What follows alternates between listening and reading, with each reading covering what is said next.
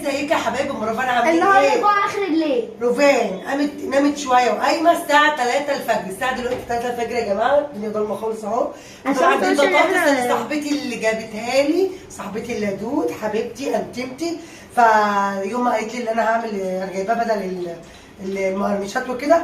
فطبعا رفان قامت من النوم قالت لي يا ماما انا جعانه جدا جدا جدا. تعالي كده يا رفان. قالت لي انا جعانه جدا جدا.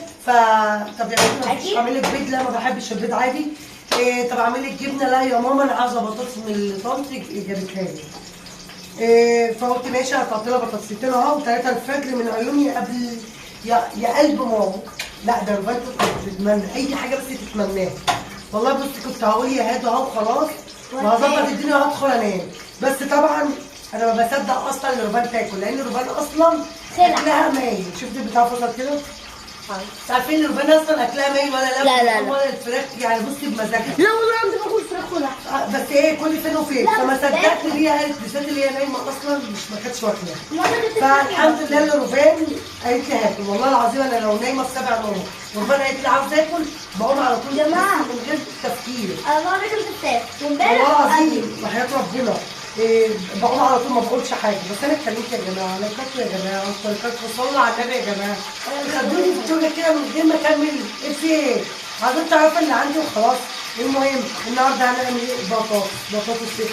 وطبعا المرجان المفروض ان انا ما بتعشاش اختار اكل معاها حاجه تانيه. بس هي يعني صاحبتي دي لما جابت الطرس الاثنين دول ما حدش جه يمسكها.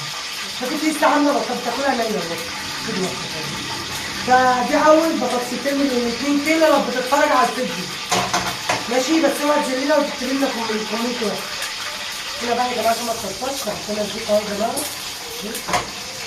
الصينيه كبيره ممكن عشان بس تعمل بسرعه فمش هنعمل كله. انا تحطيلي مش شغالين.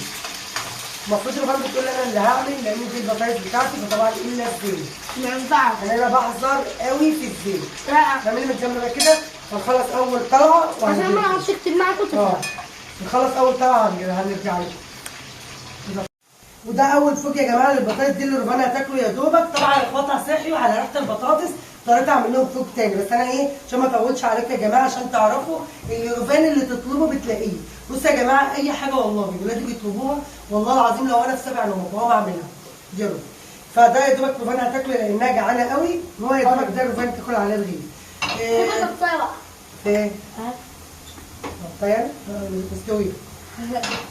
اي حاجه تقول والله العظيم اصل انا عايشه لمين؟ عايشه لعيالي ماشي. فاي حاجه يطلبوها والله العظيم لو انا بصي تعبانه بقوم اعملها.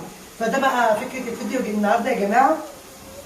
لما الرفان تطلب مني طلب ان شاء الله لو 3 الفجر بقوم بردك وبقوم اعمل لها. وبصوا الجو الحر والله بصوا مش قادره. بس عادي عشان عيون رفان بنتي قلبي. دي بنت قلبي ومش هي لوحدها، هي واخواتها الاثنين ولاد قلب وحياة ربنا.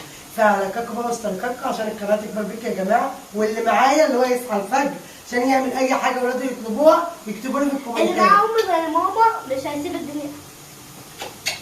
حبايبي والله هم البص دول اللي مصبرين عليا.